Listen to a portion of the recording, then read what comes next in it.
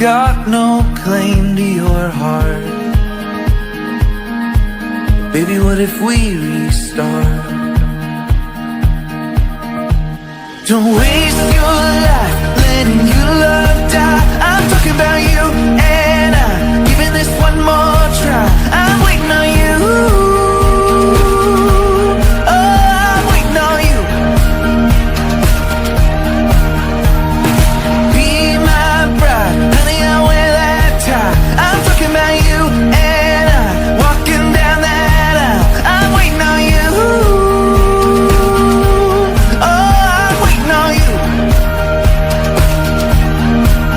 And if we try our best to make it, well, I know we'll be okay. Oh, I'm waiting on you.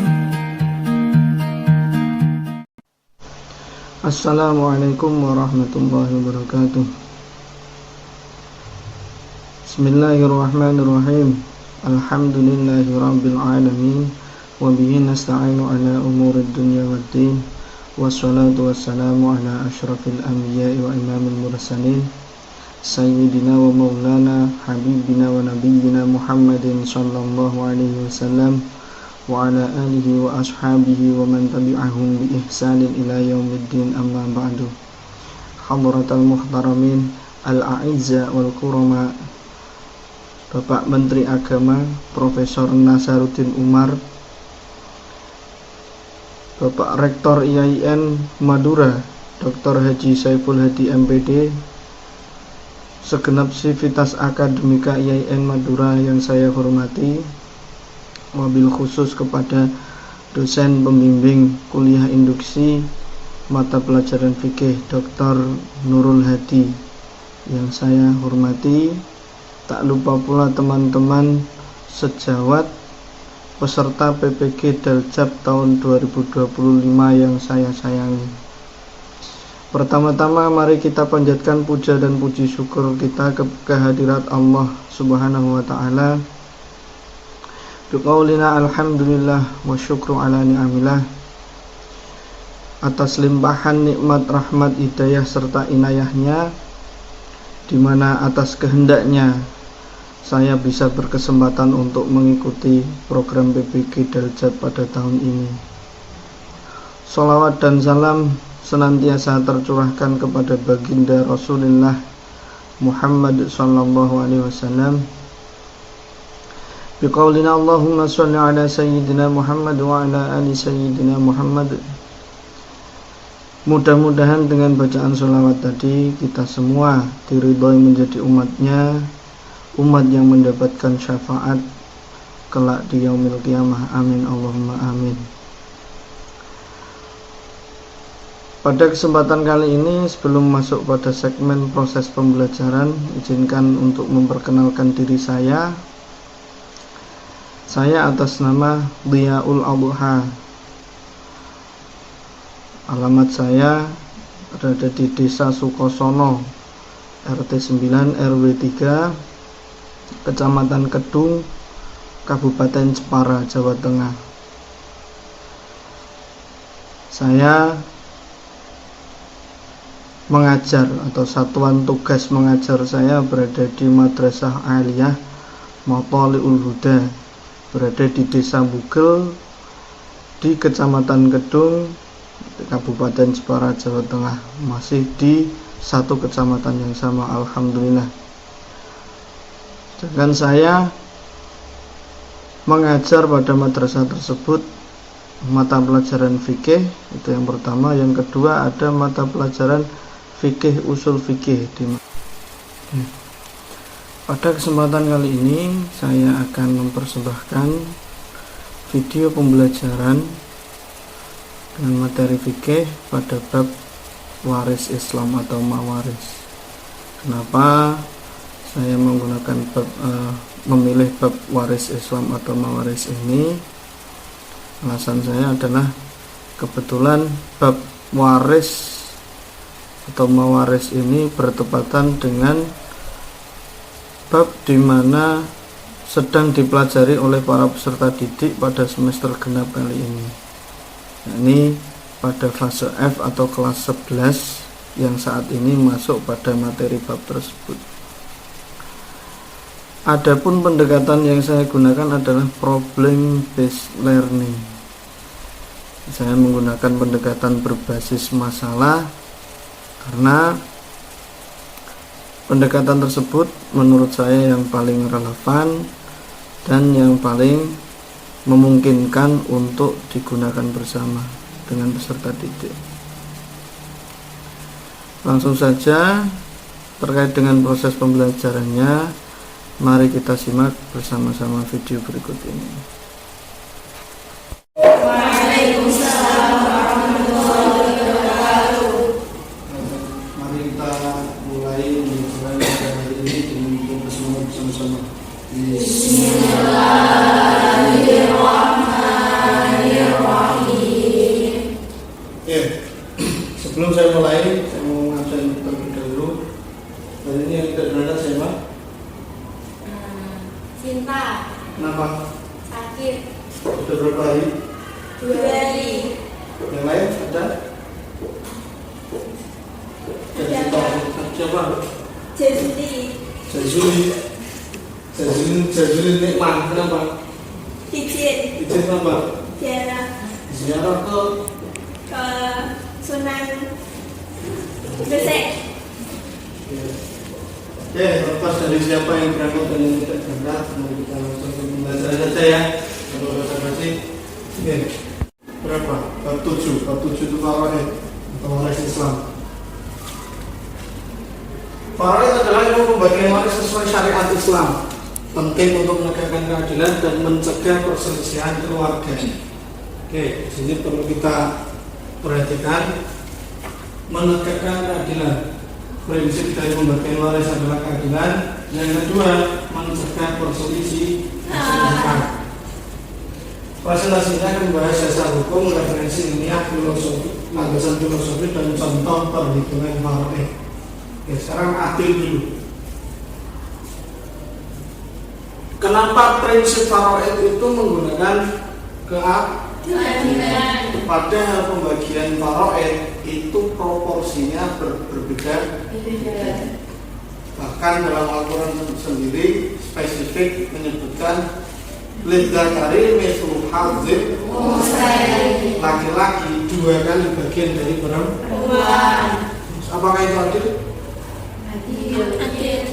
Nah, apakah itu adil? Adil. Awam nggak adil. Orang awam nggak adil. Kita ini orang apa? Orang yang kan nggak mandang agama.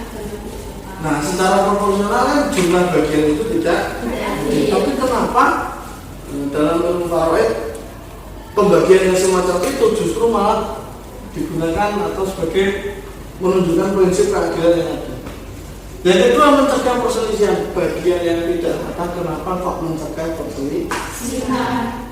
Nah, maka dari itu konsep ilmu faraid dalam Islam itu tidak hanya sekedar membagi harta, tetapi juga memperhatikan prinsip-prinsip yang ada. Oke. Dalam Al-Quran, yang pertama surah An-Nisa ayat 11. Ada yang hafal? Depannya apa? Yusikumullah, silakan dibaca.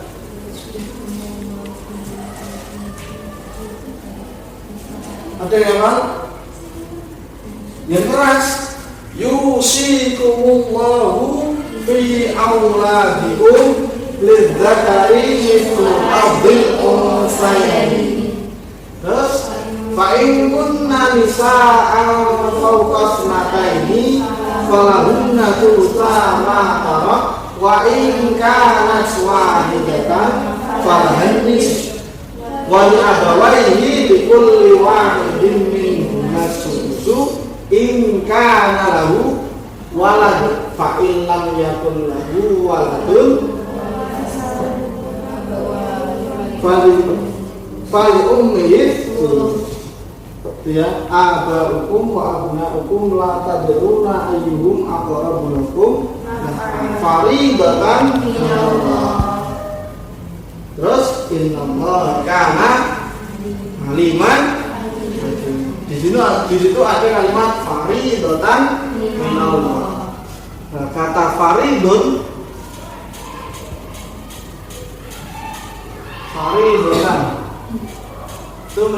dasar dibilangnya atau dikasih nama ilmu faraid.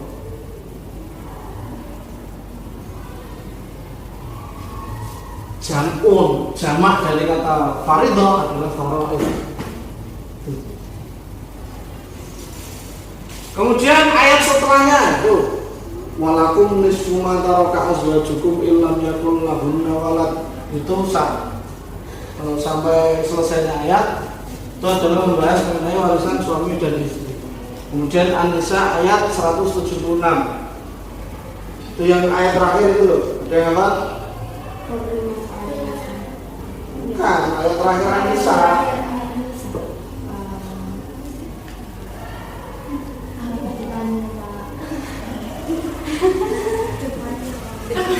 Itu dari kalah itu. Sebelum surat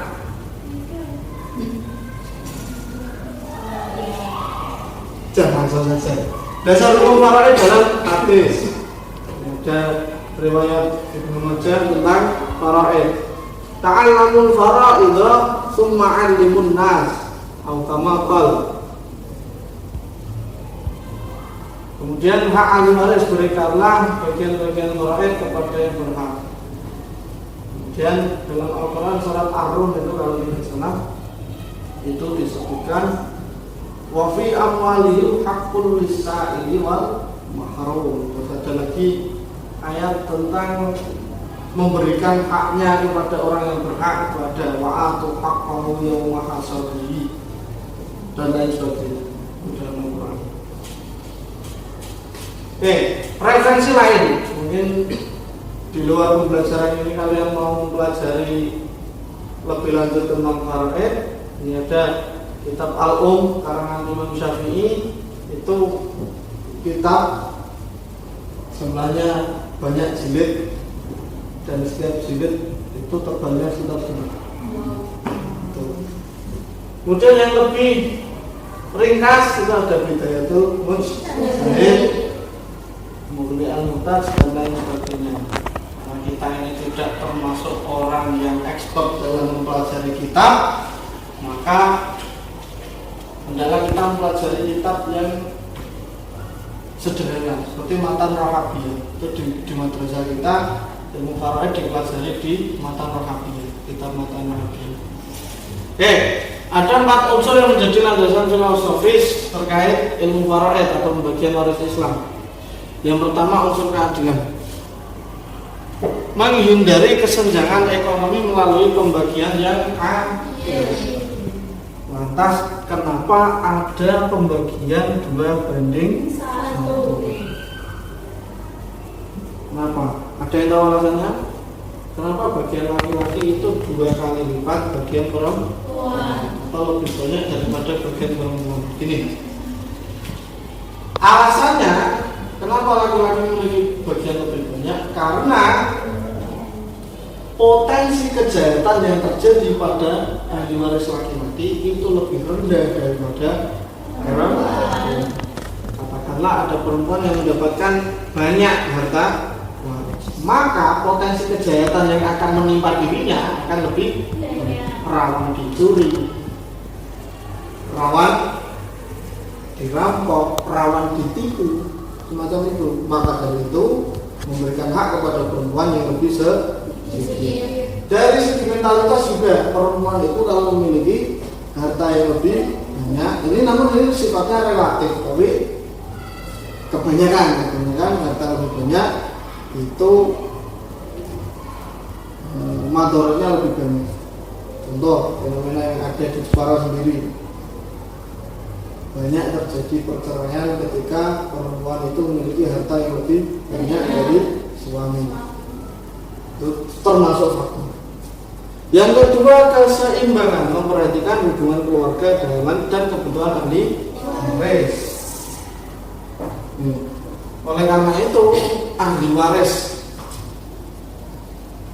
yang paling dekat yang diutamakan adalah keluarga nasab, keturunan. Selanjutnya, hikmah ilahi mencegah konsentrasi harta hanya pada satu pihak. Artinya ketika orang meninggalkan harta, itu harta tersebut mampu bermanfaat bagi banyak orang, terutama keluar, tidak hanya menjadi tanggung jawab satu orang. Tidak seperti di budaya-budaya negara lain, di mana ketika orang tuanya meninggal, hartanya seluruhnya adalah milik anaknya. Tidak seperti itu. Yang terakhir, mencegah perselisihan. Bagian ahli waris ditetapkan jelas untuk menghindari konflik. Sampai di sini sebelum kita membahas perhitungan waris, ada yang ditanyakan?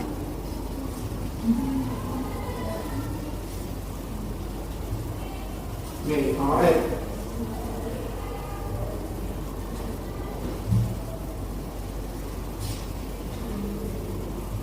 Oke, sekarang kalau tidak ada, sekarang dzawil furud dan asobah, bagian dalam faraid. Dzawil furud adalah ahli waris berbagian pasti, seperti suami, istri, anak, perempuan, ibu, dan ayah. Oke. Bagian ahli waris, dzawil bagian pasti itu jumlahnya ada berapa? Terus 1/4, terus 1/6, terus 1/8, 1/8, 1/3 ada nggak? ada 1/3 seorang ibu yang tidak, ketika anaknya meninggal dan tidak memiliki anak, tidak memiliki cucu, maka dia akan mendapatkan 1/3. Oke. Bagian setengah itu pada siapa? suami yang tidak memiliki Suami yang istrinya tidak memiliki anak. Terus ahli waris perempuan satu, anak perempuan satu, jumlahnya satu. Kalau lebih dari satu maka 2/3. Seperempat siapa? istri yang tidak memiliki anak. Istri. Ketika tidak memiliki anak, suami juga bisa dapat seperempat. Seperempat siapa? Ibu, Ayah, ibu, kakek bisa, ayah ke atas, ibu ke atas, itu bisa. Ini juga anak perempuan ke bawah, sama. 2/3. perempuan lebih dari 1. 2 anak perempuan, 2 bibi bisa, 2 saudara perempuan. Nah, terus, oke, sementara itu nanti dicatat lagi. 1/8 Istri, ketika suami memiliki anak. 1/3 ibu, terus bagian ibu yang tidak memiliki cucu. anak atau cucu, ibu mendapat Oke. Selanjutnya ada asobah, menerima sisa setelah dzawil furud, seperti anak laki-laki dan saudara kandung. Jadi setelah dibagi semua ternyata ada sisa, maka yang mendapat asobah adalah ahli waris laki-laki. Ahli waris perempuan apa tidak bisa menerima asobah? Bisa. Dalam kondisi tertentu dia akan mendapatkan asobah. Kemudian hijab bukan yang dipakai, tapi adalah kondisi yang menghalangi hak waris, misalnya pembunuhan terhadap waris. Di sebab tidak diterimanya waris itu banyak. 1, itu sebab tidak bisa mendapatkan pembunuh. Terus beda.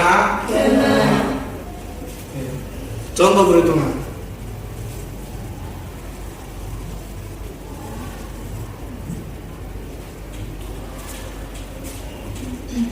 Ini berarti ada seorang meninggal, di mana istri ahli warisnya meninggalkan seorang istri, kemudian anak laki-laki mendapat 1 orang anak laki-laki dan ibu. Jadi asal masalahnya berapa? Sekarang katakanlah hartanya 200 juta. Oke. Asal masalah ahli warisnya siapa? Istri. Terus Mat atau Ibnun. Terus Ibnun. Oke. Zaujah dapat berapa? 1/8. Ibnun dapat 1/4. Umun dapat 1/6. Sihamnya berapa? Asal masalahnya berapa? Angka yang bisa dibagi 8 dan 6 berapa? 24. 18 tidak bisa dibagi 8. Terus cara menghitungnya 24 dibagi 8 berapa? 3. Terus dibagi 6 4. Oke, 200 juta. Terus sehingga mendapatkan bagian sekian. Cara menghitungnya 200 dikali 3 dibagi 24, atau dengan cara yang lebih sederhana, langsung saja 200 dikali 1/8, 200 dikali 1/6. Oke, kita cari kalkulator.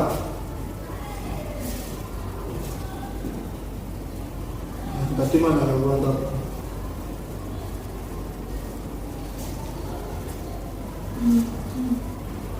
Niku Pak.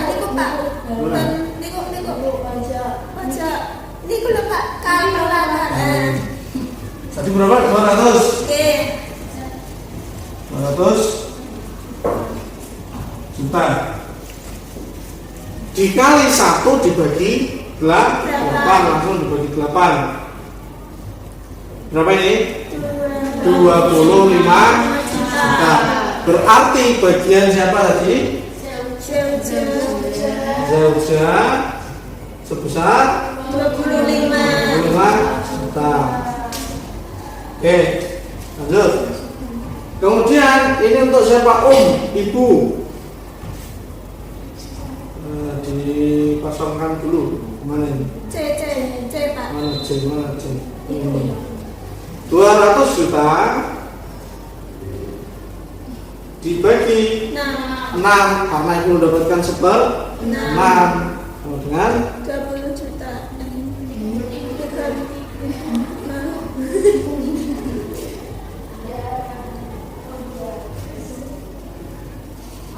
berapa itu?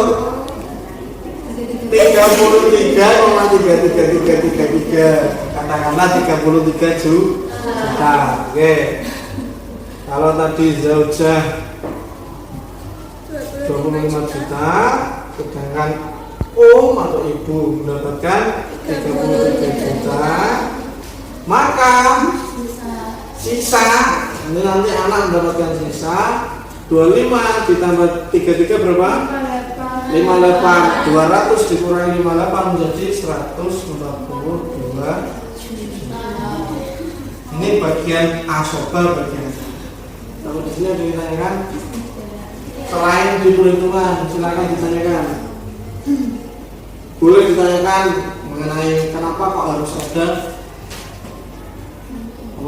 sistem pembagian waris seperti ini. Apakah boleh atau tidak boleh menggunakan sistem waris yang sudah ada, atau mungkin dibagi rata, apakah boleh atau tidak boleh, silakan ditanyakan.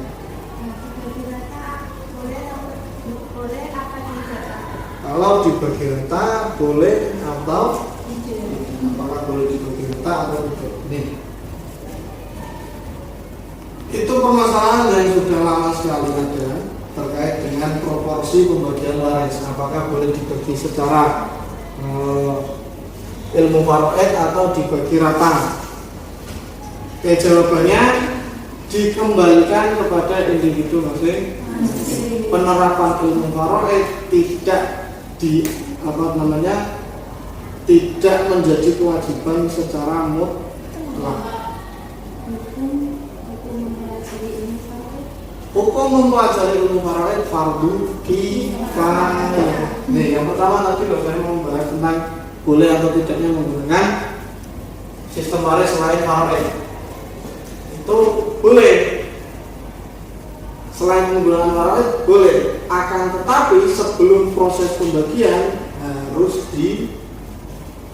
dipertemukan seluruh keluarga, kemudian diberitahu tentang faraid terlebih dahulu. Setelah itu dikembalikan apakah masih mau melanjutkan menggunakan sistem pembagian faraid atau dibagi rata sesuai kesepakatan keluarga. Seperti itu. Yang lain, kenapa harus seperti itu? Karena di sistem pembagian waris hukum di Indonesia juga, terutama yang menjadi kewenangan pengadilan agama, itu juga menganut faraid. Oke. Ini bisa kita lihat di webnya.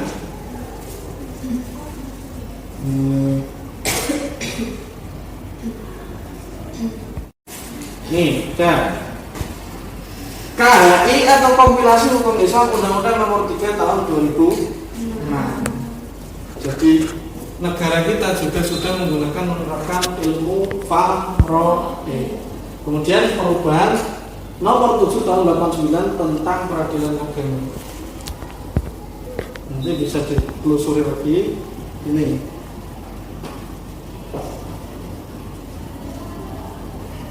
KHI mengatur ketentuan hukum waris Islam secara lebih rinci, termasuk tentang ahli waris, pembagian data, dan prosedur terkait pasal 176 sampai 193. Kemudian Undang-Undang Nomor 3 Tahun 2006 mengatur tentang peradilan agama, termasuk kewenangan pengadilan. Jadi di sini mengatur peradilan agama. Jadi pengadilan agama itu boleh menyelesaikan perkara waris. Jadi di negara kita sendiri, khususnya orang Islam, sistem kewarisan juga sebenarnya menganut ajaran waris Islam. Seperti itu. Instruksi Presiden Nomor 1 Tahun 91 juga demikian, mengatur penyebarluasan KHI. Jadi di pengadilan agama, atau kita sebut saja PA, itu ada beberapa dasar hukum yang digunakan. Yang pertama, Undang-Undang Nomor 1 Tahun 74, itu tentang nikah, talak, dan rujuk. Kemudian Impres Nomor 1 Tahun 91 itu tentang pengesahan KHI. KHI ini mengiberi siapa saja? Satu, nikah talak rujuk, kemudian waris, kemudian wakaf. Itu. Jadi kita orang Islam di Indonesia tidak sepenuhnya meninggalkan hukum-hukum Islam, tetap menggunakan hukum Islam sebagai acuan hukum. Oke. Mungkin ada yang lain atau kita akhiri saja? Karena sudah mau pindah jam.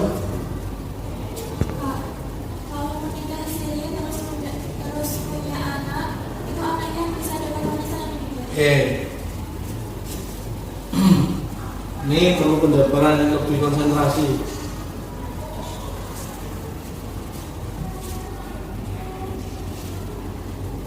Kita coba nikah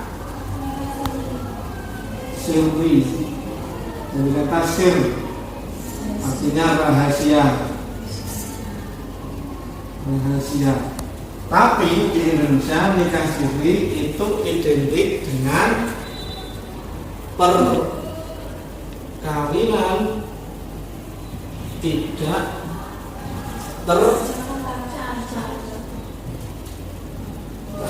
Oke. Lanjut lagi.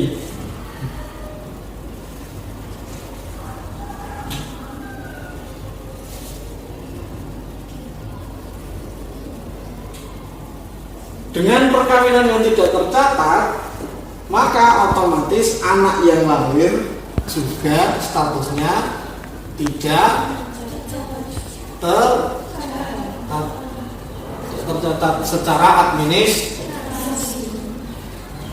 Mungkin secara hukum Islam dia masih mendapatkan hak, tapi begitu ketika sudah masuk ke ranah pengadilan, dia tidak langsung mendapatkan hak waris.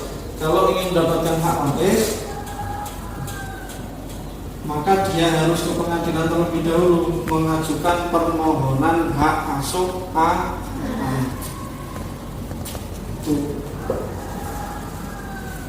Saya pernah ada kasus ketika saya PPL praktik perkuliahan lapangan di Pengadilan Agama 1 Jepara. Itu ada kasus permohonan hak asuh anak dikarenakan ada kasus pernikahan poligami. Jadi istri yang pertama tidak memiliki anak, kemudian menikah lagi dengan istri yang kedua, kemudian memiliki anak laki-laki. Anak laki-laki tersebut akte kelahirannya itu masih dari perkawinan yang tidak tercatat. Maka untuk menyelesaikan administrasi yang statusnya tidak tercatat, dia mengajukan permohonan hak asuh anak kepada ayahnya dan diterima. Maka dari itu, seperti pelajaran sebelumnya, poligami pun itu harus ada izin dan sesuai dengan regulasi yang diberikan, sehingga terhindar dari hal-hal yang sifatnya demikian. Oke.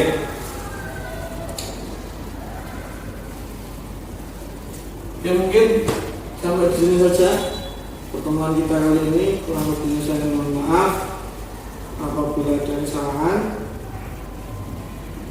Allahumma barik. Assalamualaikum warahmatullahi wabarakatuh. Waalaikumsalam warahmatullahi wabarakatuh. Demikian video yang saya persembahkan. Tentunya video tersebut jauh dari kata sempurna, jauh dari kata baik, jauh dari kata sesuai, karena video saya tentunya melebihi jumlah batas durasi yang telah ditentukan. Karena satu dan dua hal yang mungkin ketika mengajar saya terlalu asyik mengajar dengan anak-anak. Saya mohon maaf yang sebesar-besarnya. Sebelum saya akhiri, saya mau berterima kasih kepada Rektor IAIN Madura, Bapak Dr. Saiful Hadi MPD, kemudian kepada segenap sivitas akademika IAIN Madura. Kemudian saya berterima kasih kepada dosen pembimbing kuliah induksi saya, Dr. Nurul Hadi, kemudian kepada koordinator dan segenap teman sejawat PPG Daljat tahun 2025 kali ini. Sekian video ini saya buat, kurang lebihnya saya mohon maaf yang sebesar-besarnya. Wallahul muwaffiq ila aqwamit thoriq. Assalamualaikum warahmatullahi wabarakatuh.